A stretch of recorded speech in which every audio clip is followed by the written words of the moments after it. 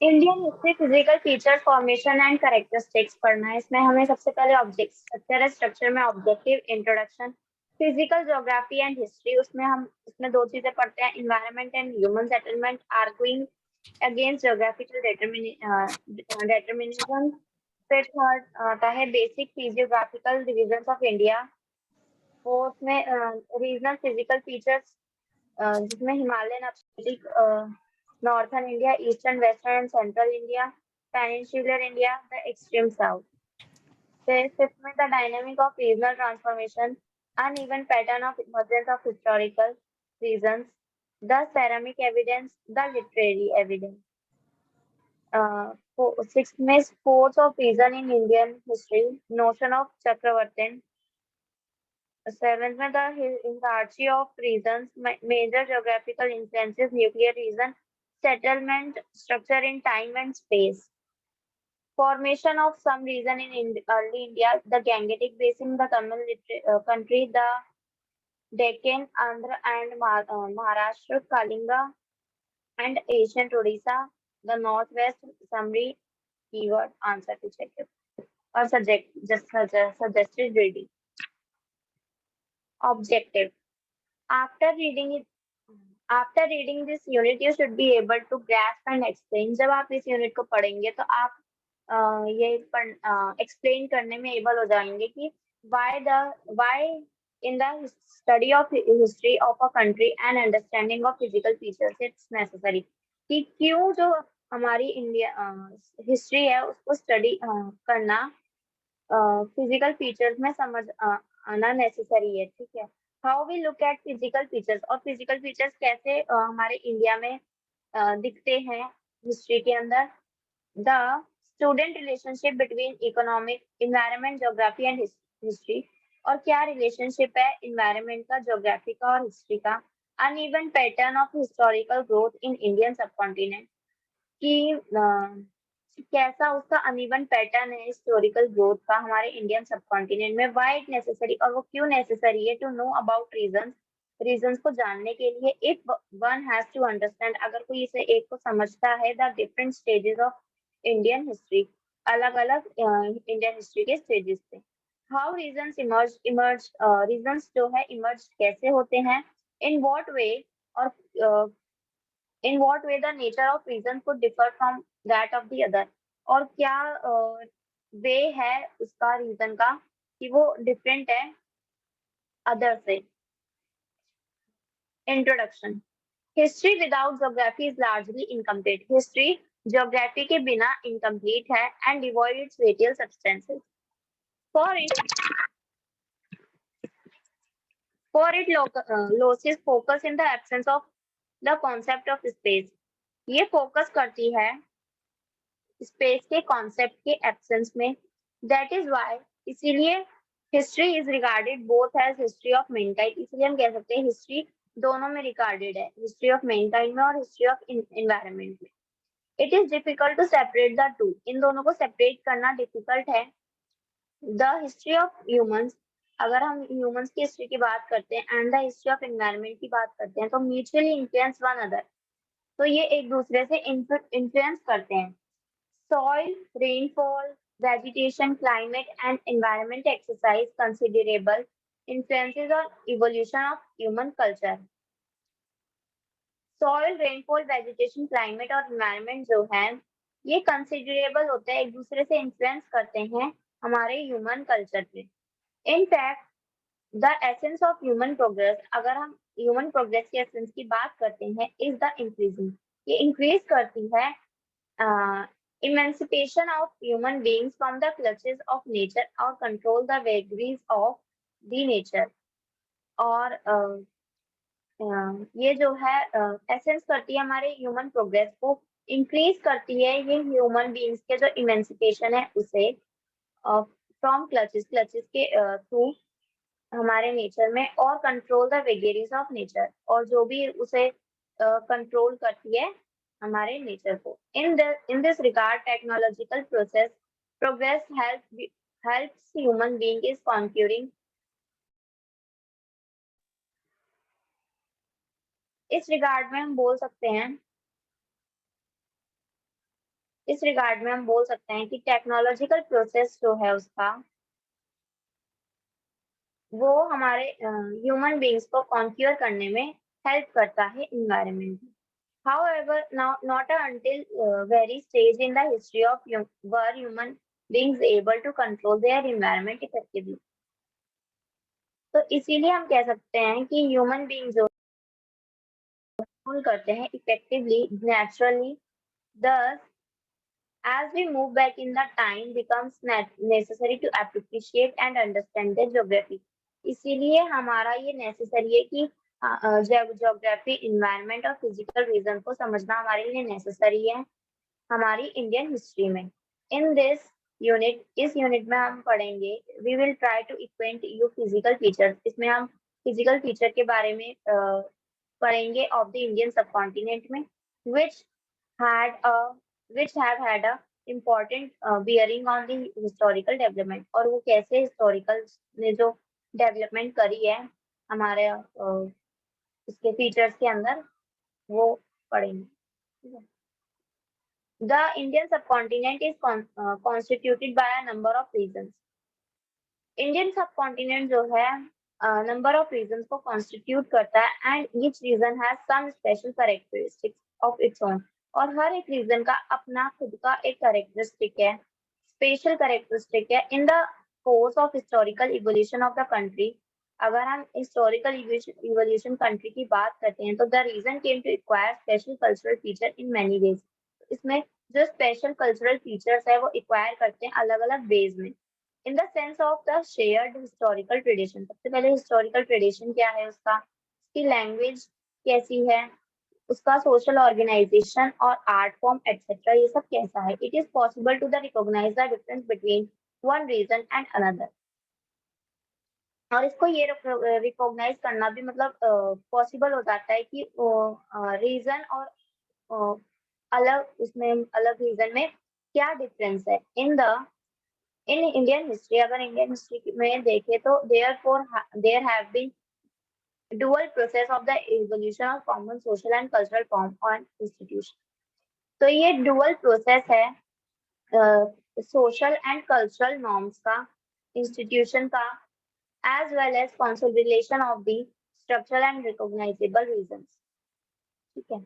It has also to be remembered that in history the process of the emergence of reasons have been uneven। इसीलिए हम remember कर सकते हैं जो history है उसका जो प्रोसेस है वो अनइवन है। देयरफॉर इन द पास्ट, हमारे पास्ट में, as induced even today great dissimilarity, the pattern of historical change existed between different regions, also no region have remained completely isolated। अगर हम पास्ट की बात करते हैं आज के कंपेयर में, तो बहुत सारी डिसिमिलरिटीज आई हैं, मतलब बहुत सारे पैटर्न उसमें चेंज हुए हैं। ठीक है, पास्ट में बहुत चीजें अलग थी और अब बहुत चीजें अलग है, कुछ चीजें सेम भी थी, कुछ चीजें अभी भी सेम है, तो वो बता रहे। इन this unit is also concerned with indicating the process of formation of reason in Indian history। इस यूनिट में हम उसके फॉर्मेशन के इंडियन हिस्ट्री के फॉर्मेशन के बारे में भी पढ़ेंगे कि वो कैसे फॉर्मेट हुई, कैसे उसका फॉर्मेशन हुआ, and showing how they differ from other, और वो कैसे दूसरों से अलग थी। And understanding of the nature of reasons constituting the Indian subcontinent is necessary to understand how the stages of the evolution in of Indian society varied in space and time। और वो ये समझाती है कि an understanding nature of reason, हमारा जो nature है उसको समझना हमारे इंडियन सबकॉन्टिनेंट में नेसेसरी हो जाता है, और उसके इंडियन सोसाइटी के स्टेजेस को भी समझना मतलब नेसेसरी हो जाता है स्पेस और टाइम के थ्रू। फिजिकल ज्योग्राफी एंड,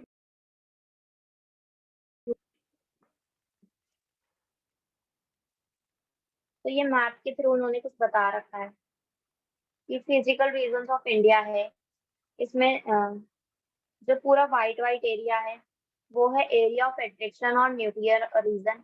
जो डॉटेड एरिया है वो है रिलेटिव आइसोलेशन। और जो ये स्लैंटिंग लाइंस वाला एरिया है ये है आइसोलेशन और फ्लूइड सेट्स। और ये जो ब्लॉक्स वाला एरिया ये पेनिट्रेट इन रिसेंट टाइम्स के एरिया बता रहा है।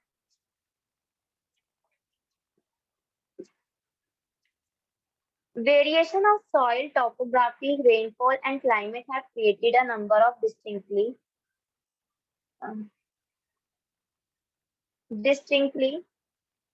different regions with their separate characteristics and identities.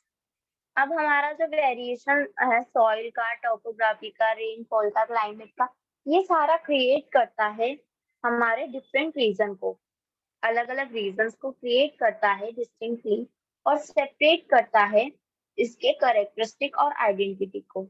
Physical regions often correspond to the cultural zone और रीजन्स। इसका जो फिजिकल रीजन है वो कॉरस्पॉन्ड करता है कल्चरल जोन, उसकी कल्चरल जोन पे और रीजन पे। That is they tend to differ from one another in the context and light of language, food, dress, crop pattern, population density, caste structure, etc. ये they tend differ from another, ये दूसरों से अलग होता है। इसका context और light, इसका जो इसके मतलब इसके कॉन्टेक्स्ट में इसमें जैसे कि चीजें आती है, लैंग्वेज क्या है उसकी, फूड, ड्रेस, क्रॉप पैटर्न, ये सारी चीजें वो सोचता होगा, ठीक है, कि उसका कैसे अलग होती थी। तो हमारे इंडियन हिस्ट्री में ये सारी चीजें जो थी दूसरों से अलग हुआ करती थी, ठीक है। फॉर एग्जाम्पल, अगर एग्जाम्पल में ले तो in some areas like Uttar Pradesh and northern Bihar की बात करते हैं तो the fertile plains of Ganga valley. तो ये गंगा वैली का इन्होंने एग्जाम्पल लेके बोला है कि population concentration is very high. इसमें जो पॉपुलेशन थी वो काफी हाई थी। while the mountainous tribal central India is sparsely populated। कि मतलब जो हमारा माउंटेनियस एरिया होता था उससे ज्यादा थी, ठीक है। Similarly certain areas like Magadh, अगर हम और एरियाज की बात करें जैसे कि Magadh, Koshala, Avanti, Maharashtra, Andhra, Kalinga and the Chola country emerge as develop pockets in with while other lag behind. ये सारी एक पॉकेट की तरह है, डेवलप पॉकेट्स की तरह है कि ये कैसे कैसे डेवलप हुई, इतना मतलब इनमें डेवलपमेंट हुआ। तो historically, the emergence of regions has therefore been uneven and different. Regions have been characterized by the differential characteristics which largely related to influenced by geography and environment. ये जो है largely relate करती हैं, influence करती है geography और environment को एक दूसरे से। To give another example, और दूसरे example में हम देखते हैं, another example में we find that wheat, हमने wheat को खोजा, ठीक है, मतलब उस टाइम के लोगों ने वीट को खोजा था। Is the staple food of the people in Punjab, जो कि पंजाब का स्टेपल फूड है, ठीक है। हरियाणा का, Uttar Pradesh, while rice the principal crop and main component in the diet people in eastern India, West Bengal, Bihar and Orissa. मतलब ये बता रहे हैं कि ये वीट को हमने उन्होंने खोजा था, ठीक है, मतलब पंजाब, यहाँ पे ये खाया जाता था पंजाब में, हरियाणा में, उत्तर प्रदेश में, ठीक है। और राइस मतलब इनका एक प्रिंसिपल क्रॉप था, ठीक है, जो कि मेन कंपोनेंट था हमारे डाइट के लिए, लोगों के डाइट के लिए इंडिया के अंदर, ठीक है।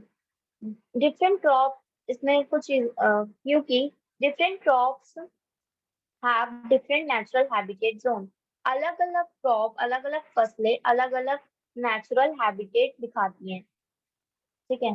They tend to grow in specific natural environment, ये इन्वायरमेंट को नेचुरली ग्रो करने में मदद करती है। In course of time they influence the dietary habits of people there, उनके टाइम को इन्फ्लुएंस करती है कि वो कैसे अपना डाइट को मेंटेन करते थे लोग, ठीक है।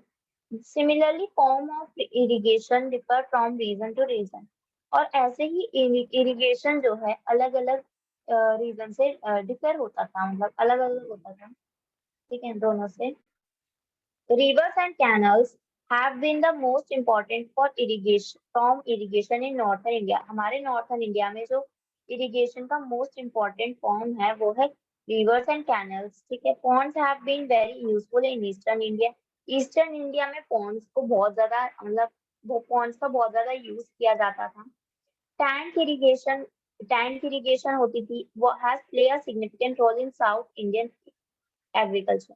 और जो साउथ इंडियन एग्रीकल्चर था उसमें टैंक इरिगेशन का एक सिग्निफिकेंट रोल प्ले किया जाता था। This variation do not mean that the river are unimportant in eastern and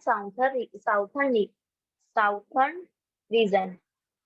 इस वेरिएशन को हम कह सकते, this variation does not mean, इस वेरिएशन का ये मतलब नहीं है कि रिवर्स अनइम्पॉर्टेंट है ईस्टर्न और साउथर्न रीजन में। मतलब इसमें तो ये बताया कि नॉर्थन इंडिया में उसका बहुत इंपॉर्टेंट रोल था, बट ऐसा नहीं है कि उधर भी वो इम्पोर्टेंट नहीं है, उधर भी इम्पोर्टेंट थी। But what they reflect is the people take up recourse to different method of argumental addition water sources in different region depending on what method is most suitable in particular region। वो एक method उनका different method होता था कि वो अपना या तो एग्रीकल्चर या इतनी सारी जो चीजें हैं वो कैसे उनको एक सूटेबल बना सकते हैं अपने पर्टिकुलर रीजन के लिए। अलग अलग वो रोल जो थे प्ले करते थे उधर के लोग, ठीक है, चीजों का यूज करते थे। Geography and environment play a major role in the pattern of dresses also। अब ज्योग्राफी और इन्वायरमेंट जो है एक मेजर रोल जो है ड्रेसेस का, पैटर्न ऑफ ड्रेसेस का रोल एक प्ले करती है। For example we can compare and contrast the dress style. हम कंपेयर और कंट्रास्ट करते हैं उसके ड्रेस स्टाइल को। जैसे कि कश्मीर के लोग थे, कश्मीर के लोगों का हम ड्रेस अलग था, राजस्थान में अलग होता है। Those living along coast। This again reflect the climatic and environmental effect. ये भी हमारे क्लाइमेटिक और इन्वायरमेंटल को इफेक्ट को मतलब इन्वायरमेंट को इफेक्ट करती है, अलग तरह से रिफ्लेक्ट करती है।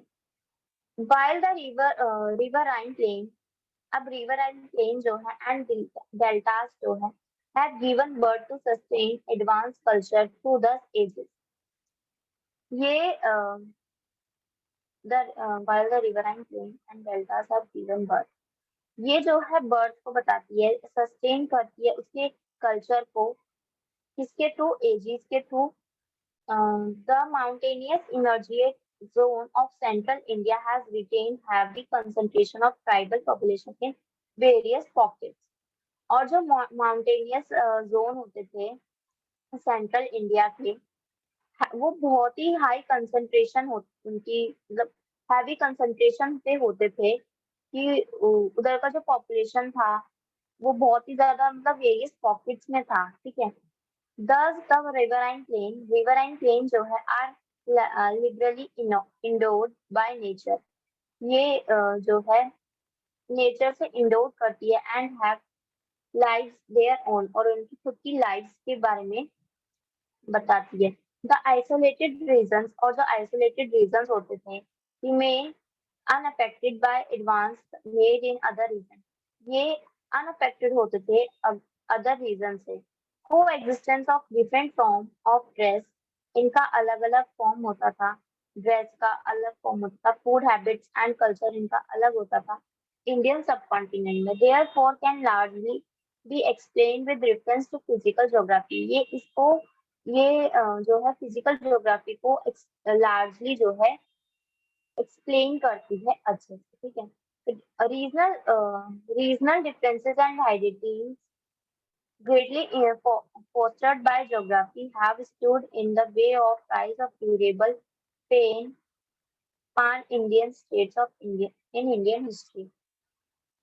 अब रीजनल डिफरेंस और आइडेंटिटीज जो थी अलग अलग होती थी कि वो मतलब ग्रेटली जो है ज्योग्राफी पे, मतलब ज्योग्राफी उसका पोस्टर्ड रहते थे by have stood in the ways of rise durable, कि वो कैसे मतलब राइज हुए ड्यूरेबली एक दूसरे से, ठीक है। Never was the whole subcontinent a single political unit, और ये जो है एक पूरा होल सब कॉन्टिनेंट है एक पॉलिटिकल यूनिट का, सिंगल पॉलिटिकल यूनिट का। दिस होल्ड ट्रू, और ये होल्ड करता है मौर्यन किंगडम को, दिल्ली सुल्तानेट को, और मुगल एम्पायर को, as well as British India, और ब्रिटिश इंडिया को भी, ठीक है। एट द सेम टाइम, और इसी time, it needs to be emphasized and that through these differences between regions which are geographically structured have prevented the rise of pan-Indian states in history, yet no period that have created separate nationalities। और इसी time पे ये हमारी अलग अलग regions को बताती है, इसके जोग्राफिकल स्ट्रक्चर को बताती है, और जो rise of pan Indian state है उसको प्रिवेंट करती है हमारी हिस्ट्री के पीरियड।